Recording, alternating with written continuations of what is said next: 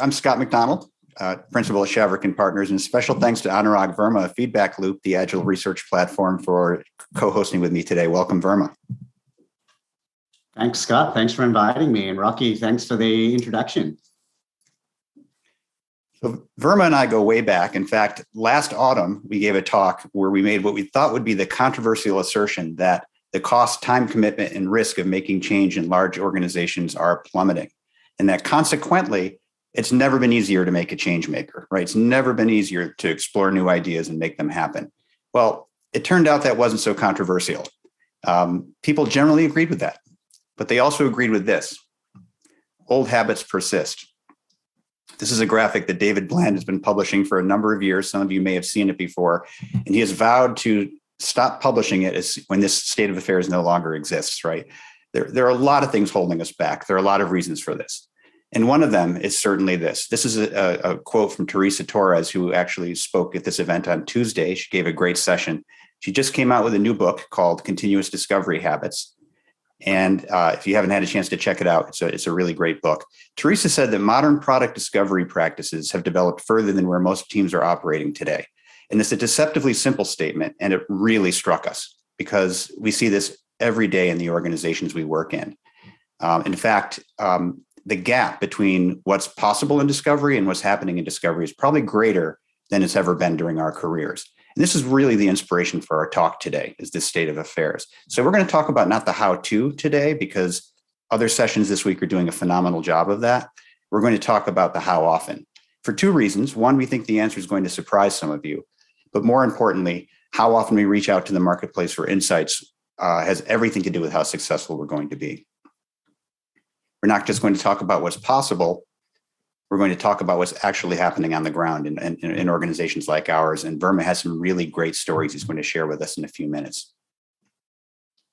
But before we continue, a quick baseline on what we mean by discovery, because sometimes that word means different things to different people. We mean everything. We mean upstream qualitative research like interviews and surveys, all the way downstream to rapid prototyping, experimentation of varying sorts, user testing, from ideation all the way to launch, the full life cycle. So how often should we be reaching out to the marketplace for insights? Well, a consensus is emerging, and the good news is the experts agree. For the most part, they all put their own spin on things, but they do share one thing in common, and that's that we should probably be doing more than we are right now. So let's take a quick survey. Jared Spool, many of you are probably familiar with his work.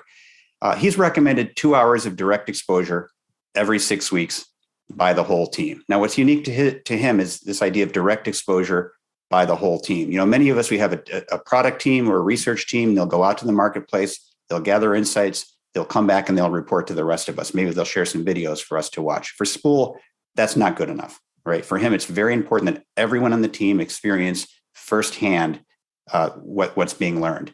And that doesn't just mean the product team or the research team, that means leadership as well. And not everybody practices that way, but he believes in that because he believes that cuts down on second guessing. He believes that cuts down on multiple interpretations. And, also importantly, things tend to stick when we experience them firsthand. So that's Spool's spin on it. Alberto Savoia, who is the father of prototyping, author of The Right It, and someone who's very familiar to those of us in this community, he believes that we should design and run 3 to 5 experiments, for every idea before deciding that we should continue to invest in it or discard it. And then back to Teresa Torres. Teresa would go further than anyone. Teresa believes that we should conduct as much discovery as we can every single week. Verma, help us out here. Is that even realistic? Is that possible, given all the other things that we're trying to do in any given week, in any given year, what teams are trying to do? Is that realistic to conduct discovery every single week? It's realistic, but it doesn't come without its challenges. Let's pause for a minute, because I know you're going to share some stories with us. But let's pause for a minute before that and have a discussion. How many of us on the call see weekly contact as realistic for their organization? And is anyone actually making weekly contact? Sorry, I was just making a note there, Scott. We're asking the audience this question, correct?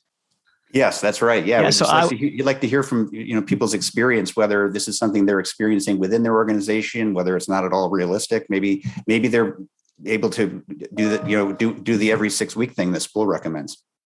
Yeah. So for those in the audience, it's great if you could just take yourself off mute, or even your camera is optional, but just let us know, speak it or throw it into chat. How many of us? Yeah. So Janine saying yes. It is realistic. Janine, is that what you believe it's realistic? Is that what the +1 means? The +1 came from Krista, but for me, sorry. I think it's important. So one of the things I see people trip up on is I have a very formally designed experiment that must go this way, and I have to talk to 100 people this way. And what I find in my experience is it's a little more sparse than that.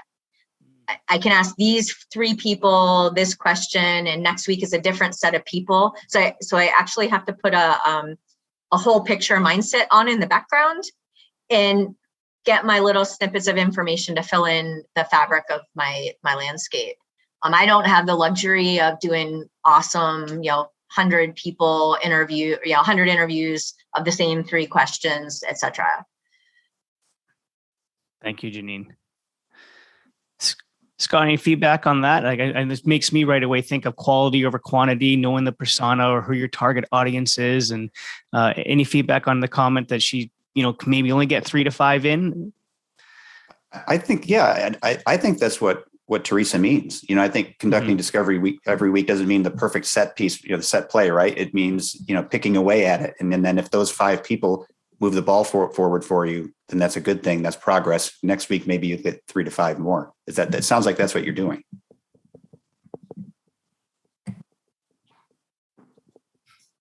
Yeah, I think right. Yeah, go ahead, Verma. Yeah, I think it's the more important bit is the frequency of contact, regardless of what those methods are.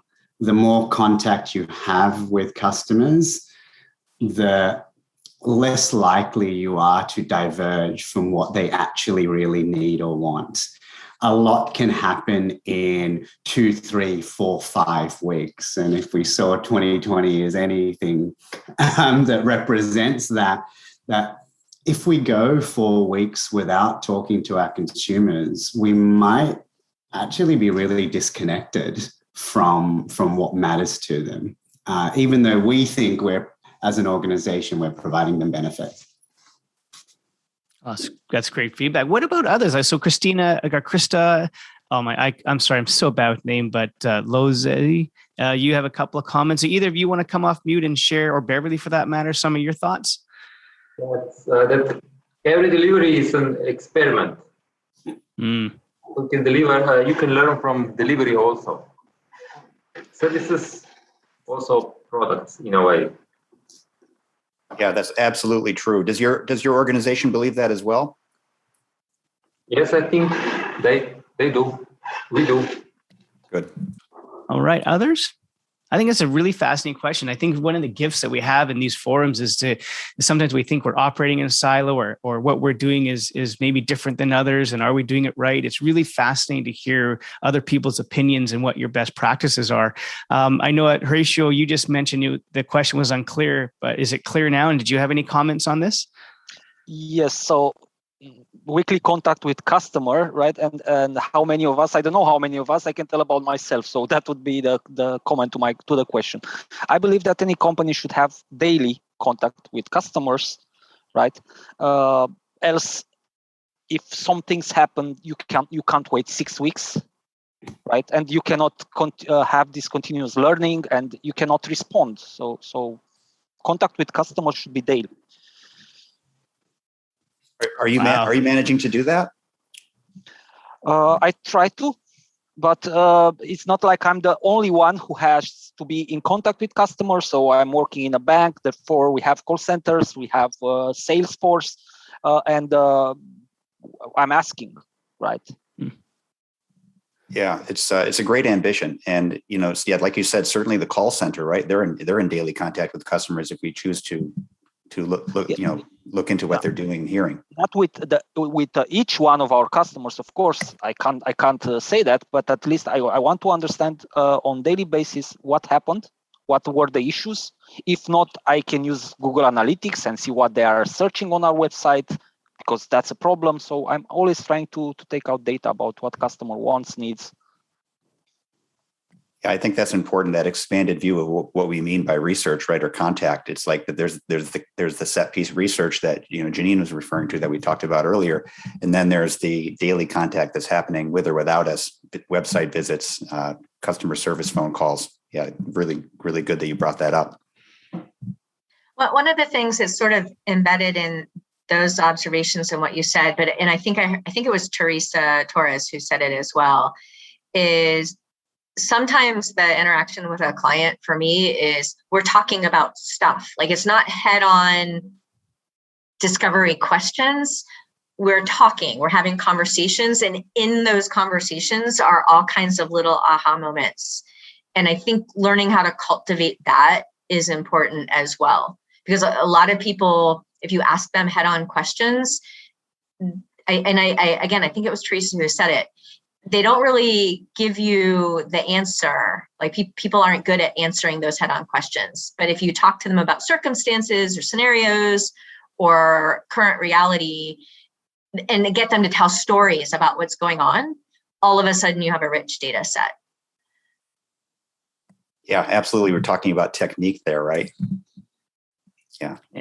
And I know your next question, Scott, to the audience, what it's going to be, but as before we get to that, I think what Janine's talking about, that's probably one of the biggest obstacles, is that the customer discovery can be a vanity exercise, or it can be one of just self-validating. And so, like you said, it's like that art of being able to unearth stories and the empathy for the user without saying, do you like this or that? We actually want to know, what are you thinking, feeling, acting, saying, doing, in different circumstances, so that we can start to hear the stories that Janine's talking about, versus, so do you like our product? Right. And so I think that's a big obstacle for many of the people who are doing this on a daily or weekly basis, is that they're doing it, but they're not yielding the results because they're asking the wrong questions, as Janine said.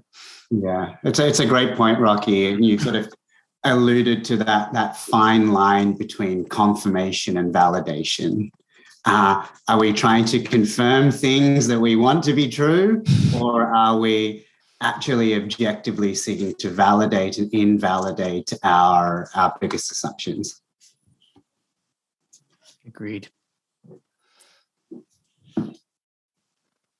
Okay. Any other feedback on the cadence of the weekly contact? Maybe you want to throw it in chat or speak up.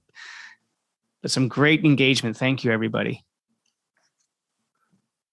Okay. So sounds like, Scott, people are trying. Some are doing it. Some are even going daily. What now? So here we go. Yeah, let's talk about the obstacles people are facing. So it sounds like some of us are actually managing that weekly contact, and that involves maybe taking an expanded view of what we mean by contact, which is fantastic and creative. But for those of us who are not managing that, look at, and not necessarily talking about weekly, right? That's an aggressive cadence. Let's talk about even bi-weekly or monthly. If we're not managing that, what types of obstacles we're facing. All right. So again, I'll open an invitation to take yourself off mute and just engage or throw into chat. And I'm happy to read it if you put into chat. So what are your obstacles?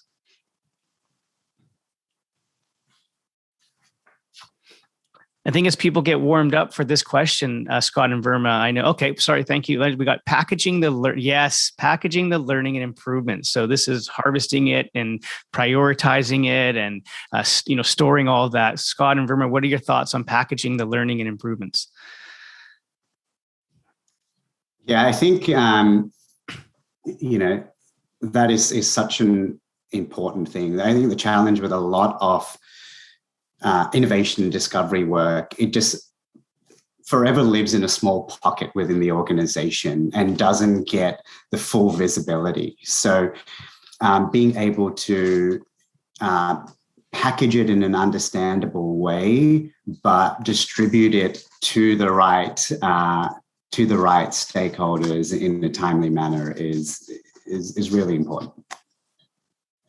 Are there little hints there? Are there software that can help to aggregate, or is there, I'm when we talk about Jared saying the entire team, how do we balance, text versus recordings that we watch? Like, is there some hints there on how we packaging that learning? There are definitely tools, technologies out there that can help with that. And one thing we'll focus on in the next section is it's less about the technology and more about the organizational culture that needs to change. Just because the technology exists doesn't mean it would be adopted and proliferate. Okay, so I got the cue. We won't steal the thunder for the next session, but we'll circle back to that one, Verma. So we'll keep people on the edge of their seat hearing that. But Horatio commented here, per his experience, contact with customers should be realized by the relationship manager. So somehow I have to ask for permission for direct contact. Okay, so that's an ownership thing and maybe siloed and rank even, Scott and Verma. And that seems to be a challenge for in this case. Yeah, and it's a challenge a lot of people are facing, right? That permission challenge, and there are different ways that teams you get around that if they get around that. But yeah, it's a pervasive thing, and it goes back to culture too, as Verma touched on. Okay, so this is I don't know if you want to unpack this a little bit more, but I know this. I know the phrase "ask for forgiveness, not permission," but what's the context of that? Let's go to the customer, talk to the customer. I totally agree, right? But also we're going back to culture, right? Do it once, do it twice, then, if you're always coming to ask for forgiveness, then you have a problem. So it's about culture. To me, it's a double-edged sword, right? Because if you have a relationship manager and they're reporting back what the customer wants, you've set up a proxy situation, right? And so any of the people receiving that feedback are getting it secondhand, which is an issue. But on the other hand, your customers, there's a good chance they don't want to be disturbed by 17 different people every day trying to get opinions, right? So you have to find a balance, I think, and it's tough. Yeah, you're absolutely right. And that goes back to what Spool said, right? That we can't disturb people over and over again, right? But what Spool said is that firsthand experience is so important, right? Because if you have one person mediating, you're definitely going to go astray at some point. Yeah, it's the language also plays such an important role. Like, just because somebody's called a relationship manager doesn't mean they exclusively own the customer relationship. Every single person in the organization, regardless of whether they have customer or relationship in front of their name, has some sort of obligation to deliver value to those customers. So should have that implicit permission to reach out and connect with customers, which can be scary for people who might be full-time relationship managers. Very fair. And thank you, Max, for that contribution. Anyone else? What other obstacles you're facing? I mean, you're probably not alone. I know Scott and Verma, and maybe not so much in this group, but I never make assumptions. But I know that with others who are sort of starting this innovation journey, who are not in that startup or scale up tech mindset, I go back to this phrase of if everything's a priority, nothing's a priority. And as much as most of us here understand the importance of ongoing and continuous discovery, customer discovery and development, some organizations just say, we're so busy. And have you seen any tricks of how we can convince, or to maybe convince is a wrong word, but get executives and get organizations to actually allocate that time and see the importance of it? Because that legacy mindset, you work with legacy organizations, they always think they know it all, right? And these are new frameworks. So any tricks there on how to get people to at least start this journey and really dive into it?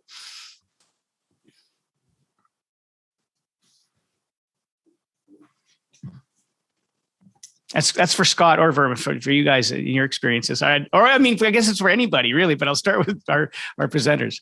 Yeah, Scott. No, Verma, I'll let you go ahead because I was going to comment on something else Rocky said. Yeah, the best way to get buy-in is to look at what are the things preventing people from making more customer contact. I think there are a lot of barriers or preconceived ideas about it. Oh, it's time consuming. It's, I don't have access to these people. Really think about every excuse someone might have for not engaging customers and focus on addressing that. Make it really easy. Make it take a matter of minutes. Make it something that I have to plan and put on their calendar, So that ease and simplicity of it can help bring people into the fold, because somebody here is continuous discovering, say, it's another thing, another methodology I have to adopt. I just don't have the bandwidth for that. That's exactly that. And yes, Janine, you're right. Chasing squirrels. Don't we all have that problem at every level? But Scott, did you want to make one comment before we pass it over to Verma to present his portion? Yes, before Verma continues. Rocky, you asked the question. I think it's a really important question, is how to package up these insights, right, for our colleagues to digest. It's tremendously important, because I think we've overdone that for a long time, and we've all been guilty of that. We used to, make videos, right? For example, in some, where interviews or user testing, we might make videos, and then we have 12 or 40 videos. And in the old days, they were on a shelf on a VHS tape. Now they're in a folder on the cloud. But we're asking, leadership to go and watch those videos, and they're just not going to do it. They never did, right? We never did. Nobody circles back to those videos, or it's in a big presentation that's a lot, very long and takes time to digest. I think the less is more really applies in the case of sharing those insights. And it could just be a list of bullet points. Like, what are the takeaways? 10 bullet points, 8 bullet points. Our colleagues have to trust us that was the takeaway. They don't have to necessarily watch everything and then draw their own conclusions, right? Because they're counting on us to draw those conclusions. So I think we're overdoing it in many cases. And then as a result, the very important insights that we're collecting are not being disseminated as widely as they could be, because we're creating barriers to digesting them, because the documentation is too large. So I think that's something important for us to all keep in mind. That really hit home just now, is that sometimes we dive too far into these shiny trends. And now we're, like I said, less could be more. That's a really, really insightful point. Now, before we go on, and Verma, tell me if you're going to answer this for your presentation. If so, let's just wait.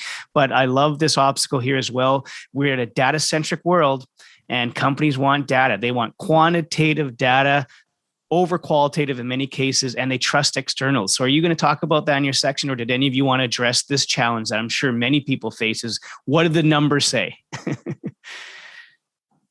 Yeah, it's something that I can definitely touch upon and have a lot of experience.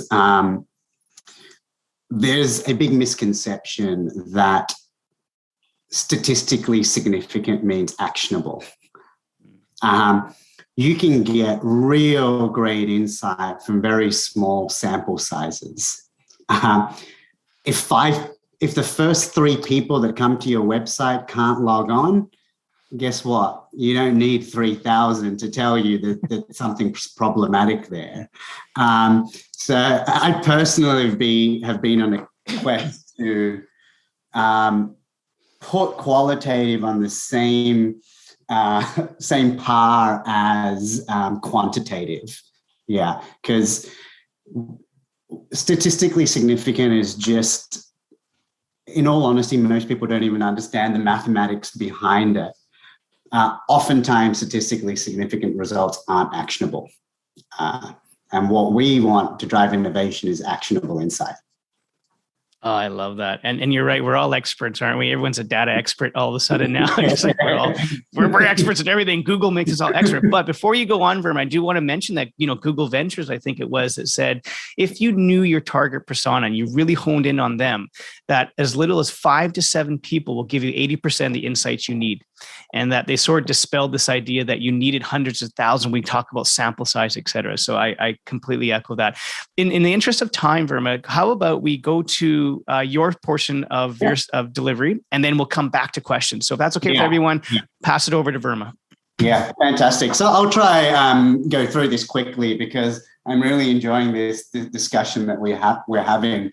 What I really want to focus on, and I alluded to it earlier, to Rocky's question, creating an organization that embraces continuous discovery is really a cultural change.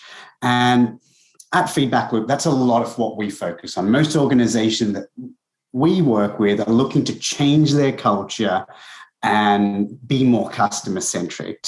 That's all well and good, but we do know that culture change is difficult, and some would argue that it's impossible. So how can an organization build a culture of continuous discovery? But even more so, how can an organization live a culture of continuous discovery every single day? So I want to talk about Farmers Insurance and how a very traditional insurance company embrace continuous discovery, how they actually moved it from a single narrow team to an org-wide focus, and how they put it into practice to capture an elusive market. And that market is a market that they've been trying to capture for a while, which is millennials. So just a little bit of background. Farmers saw a big opportunity in the market, that there's an increase in millennial purchasing power, and millennials are renting at a higher rate than previous generation. Almost 60% of millennials are renters, but less than half of them actually have renters insurance. Only 40% of them are insured. So they saw this as an opportunity to capture this market. And they're seeing fruits of this sprout up throughout the market, with competitors like Lemonade coming into the space. And that sort of struck a nerve with them, like it kind of a bit of an ego hit. Well, we're a multi-billion-dollar insurance company that understands insurance. How did this small player capture the imagination of millennials and make renters insurance sexy? So they wanted to create a new way of working so this would never happen again, that they would never miss the mark with an audience that they're trying to serve. So what they did is they created a discovery-driven insurance solution. The solution is out in the market. It's called Toggle. And they approached this development, this venture development, in an entirely new way. In their first year alone, they ran 175 different consumer surveys across 54,000 different participants. Never did they go more than 48 hours without receiving 100 to 200 points of feedback from their target audience. They defined and redefined their audience 40 different times. Millennials who rent in big cities, millennials that rent apartments, millennials with kids, millennials with pets, high income, low income. So they're just trying to develop a picture of what matters to them. Because they had all this validation and were able to challenge their assumptions, they were able to move into build a lot faster and more iteratively. So they went from idea to launch in 5 months, which they estimated, if they applied their existing processes, would have taken them about 18 months. And by doing this, they move from assuming what millennials want. If you look at any insurance site, it's pretty dry, to really learning what millennials need. What do they really need? And they were able to create this solution called Toggle. It's at gettoggle.com. You can sort of see how it looks and feels very different to a traditional insurance product. And it's called Toggle because it's tailored for millennials, and they can toggle on and off different types of insurance and different features that matter to them. If you have pets, you can include pet insurance. If you value rewards, there are a rewards element to it. If you travel a lot, the things you take out of your apartment or house can be covered as well. If you have a side hustle where you might have an expensive camera, you can get that covered. You can get, if you're paying rent on time always. You can help that improve your credit. So a really customizable insurance solution. So I think the outcome is great. But I think what's even more interesting is how they enabled this to happen. How were they able to so drastically change the way that they work? And the reason is they took an organization-wide approach. And I've created a framework to help teams think about this culture change in a kind of a holistic way, we call it the 5 pillars of successful change, that for change to really be embedded, to have experimentation, test and learn, or continuous discovery embedded within an organization, you need to hit all 5 of these things, which means individuals in the company need to have the right mindset. They need to think about their world in new and different ways. They also have to have the right skill set. They have to be able to know, how do you run an experiment? How do you run an A/B test? Skills are great and mindsets are great, but you have to have the right tool to do it. Maybe it's an insights platform. And then sort of, I would say most importantly is aligned incentives. You're asking people to work in new ways. What's the incentive? What's the incentive of someone who's not a relationship manager to engage with customers? And executive sponsorship. You can drive bottom-up change, but if you don't have leaders bought into it, that's not going to be sustainable. So look at the top of the triangle. It's sort of mindset, skill set, tool set, ensuring you have all 3. Most organizations are really good at hitting 1 or 2 of these. They do a lot of training, day-long sessions around design thinking. They might do a course on product management. They don't have the tools. The bottom of the pyramid is sort of the base. Without incentives and exec sponsors that believe in it, it's going to fall. The house is going to fall down. So just quickly going through that, a new mindset might be experimentation is the fastest way to learn. You've got to really believe that to be true. A skill set is executing an A/B test. How do you set up an A/B test? A tool set might be a product research platform or an insights platform. Incentives might be bonuses tied to new learnings. And executive sponsorship is in annual reports or in the media, execs talking about experimentation as their number 1 priority. And I just want to focus on 2 of these, which is the bottom 2, aligned incentives and exec sponsorship. Here is a great example of exec sponsorship, Intuit. This is Scott Cook, the co-founder of Intuit. And this is how he talks about experimentation. You've got to change your culture because it's natural for bosses to want to decide. Now we teach our leaders that it's your job to put in the systems that enable your people to run experiments fast and cheap and keep making them faster and cheaper. Yield as many of your decisions off to the experiment as possible. Imagine your leader in your company is saying this. This is giving you implicit permission, regardless of your role, to engage customers. I think words matter, especially if you're a leader, because if you say the wrong words, you drive the wrong behavior. I often see leaders walk around the organization, walk the floor, at least in the days where people were in offices and can walk the floor. Ask a question like, when is a product being launched? If you're a product manager, that makes you think your job is to launch a product. What if instead they asked, what are some fresh insights about our target customers? Now the product manager is going to be always thinking about, oh, next time the boss comes, I've got to have some fresh insights. I've got to start engaging with our customers and really get to that aha instead of talking about timelines. So the subtle framing of questions can really impact behavior. And lastly, I just want to talk about incentives.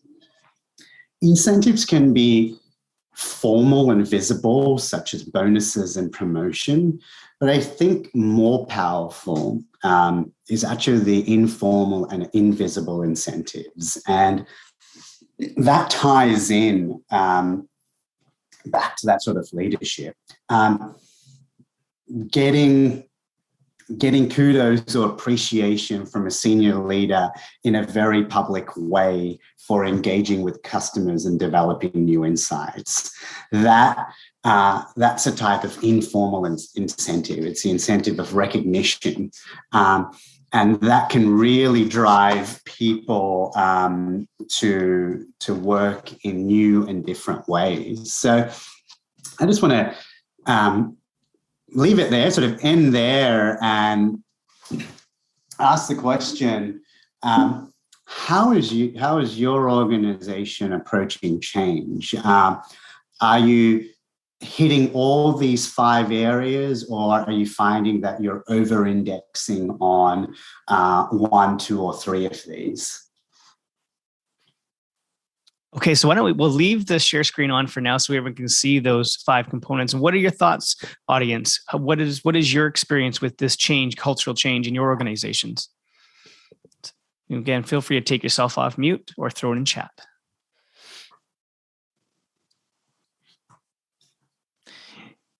I'll go. So I've been with my company for about 6 years, and my first couple of years, I was involved with what I would call some enterprise level change initiatives, some of which went through, some of which fell kind of flat. What I found works a little better in my organization is, so I have healthcare solutions. So I have a very small team, but they're willing to adopt a lot of these principles and premises that we talk about a lot here at Innovators. So I usually try to introduce things via my team, get them a little bit of it established, and then disseminate to others. And that is very different than we're going to take a whole on full force enterprise culture change approach. But it seems to work for us. It's been very slow going, but my peers around me have adopted, if I pick off things in your house here, because it's a house, it's pretty cool. We have a couple tools and a couple changes on how we ask questions that I see others adopting now. If I had taken it, I tried taking it full head on about 2 years ago, and it fell flat. So that's what we do. Yeah, I like. We often talk about the, adopt versus adapt. I think oftentimes teams might be reluctant to adopt because there's a negative connotation associated with the word. Like a really good example when we began at Farmers was, don't use the word MVP. It has a very negative connotation here. People perceive it to be a cheap, rushed product. In fact, it's nothing like that. An MVP is, a learning vehicle. But we work with them to say, well, how should we talk about this? What's the right language? How do we adapt this startup jargon to an insurance company in a way that will be well received? Because the concept of the MVP is great, but that terminology or the way that's used in tech might not fly in insurance. That's a great point about the jargon, right? As every company is becoming a tech company, in my view, and how they operate and et cetera, there is certainly this divide between those legacy enterprise and startup and language and culture, whether it's how we dress or the words we use. And there's a bit of an arrogance maybe on the tech side. And so I echo, if that's what you're saying, is quite often legacy enterprise are resistant to some of these. They take offense to it. They don't think it has the rigor or the discipline or the proven scalability of some of these ideas. And so that can be a cultural impediment for sure. What are others experiencing when your culture change? So I'll go. Something that we found it was quite an interesting insight and quite a breakthrough for us. We were getting quite a bit of resistance for a lot of our change programs and a lot of the new initiatives because it was going to impact different people's jobs and there was a lot of uncertainty around it. So we used actually personality profiling and the Enneagram as a way to bring up people's motivations and awareness of their motivations. So we would start with the Enneagram, help them understand themselves and how they're likely to react to change. And then when we actually bring about the change thereafter, we can then use that as a conversation point. And then it becomes within those teams, I know this is what I'm motivated to do. I'm motivated to hold resources, or I'm motivated to stay in control, or whatever the case may be. They can identify that in themselves, and as a team, they can start identifying it in each other as well. So when you start looking at change and starting to shift it, it becomes more of a conversation around motivation than it is actually about the change that is happening. Yeah, I think I really like that you use the word like identify, because when you suggest an organization change, you're suggesting people who have built an identity around something effectively change. So, well, if everyone's being customer centric, but I spent 2 decades being a relationship manager, am I now less of a relationship manager? Is my role being watered down? What's my identity now in this organization? Or if everyone's building InVision prototypes, like, am I still the designer on the team? So yeah, being able to really tailor change based on personality profiles, based on identity is really important. And I wish more companies were doing what you were doing, Brett.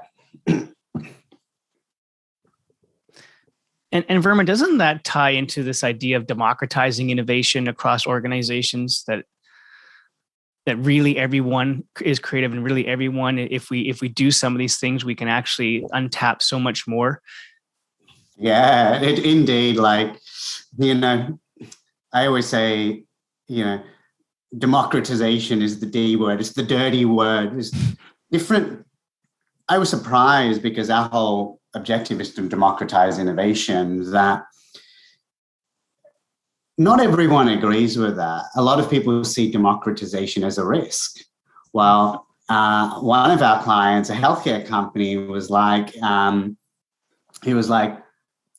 it's like giving machine guns to kids. That was when it was like, okay, well, that's a very visual image, but that there's a lot of like, democratization has to come with the appropriate guardrails and the appropriate language and change frameworks, and that whilst democratization is great, not every organization is the same point in the maturity curve and would agree with that. For sure. So Verma, why don't we stop sharing screen? We'll get all of our faces back on, and we got a few minutes left. So this is open up to commenting on your culture change or any questions you have for Scott or Verma. Let them rip in chat, or just take yourself off mute. What's on your minds? So I'm going to bounce here in a minute, but that democratization topic is interesting. So if I intersect that with this whole premise of where Scott started, and what Teresa talked about, continuous discovery, and the one fellow who said everybody should be involved, even your leaders, that's kind of like democratizing innovation. And it kind of presents some interesting challenges that any industry facing democratization has. So software engineering, for instance, is going through democratization, right? We have better tools, more people can code, et cetera, et cetera. We put better user interfaces in. And then there's this pivot point where you go, yeah, the tools are in the hands of people and they're not ready to use the tools yet. They do dangerous things, like, and in a lot of software stuff, it's not explosion or human safety danger, but costly. They do a lot of things that end up taking a lot more time and a lot more cost. So I think that's an interesting risk of everybody does discovery and everybody is innovating. We saw it in the quality movement as well. It's why TQM pivoted to Six Sigma, because it's like, no, everybody's not doing quality. Like, everybody participates in a different way. But now we're spending all this money on quality improvements that don't make sense to do. So I think that's a balancing act we need to manage as we pull everybody into an innovation discovery culture. It's a great point. Democratization doesn't mean we don't still have roles, right? Yeah. Okay, so here we are. We're butting up against time here. So the recording is available. And so I just want to encourage everyone a couple things. Number one, we do have a session coming up next, and Abby has thrown it into the chat. If you're able to connect there, the link is there. If you could as well, share your insights with your peers on the community platform. If you have a few added questions, you can put them into the Innovators platform as well. And I wanted to thank both Verma and Scott for sharing all your expertise. Super insightful stuff. I know everyone gained something. So I'll leave it over to you. Maybe one last word for both of you, maybe that one big takeaway, and then we'll sign off and say goodbye to everyone. I just want to thank everyone for joining, and we'll see you on the Innovators platform. Yeah, and do feel free to reach out and connect with us on LinkedIn or via the Innovators community. We'd love to sort of continue this discussion and learn more about what each of you are working on in your organizations. Great stuff. Thanks, Verma. Thanks, Scott. Everyone have a wonderful day. Thanks, Rocky. Thanks, everyone.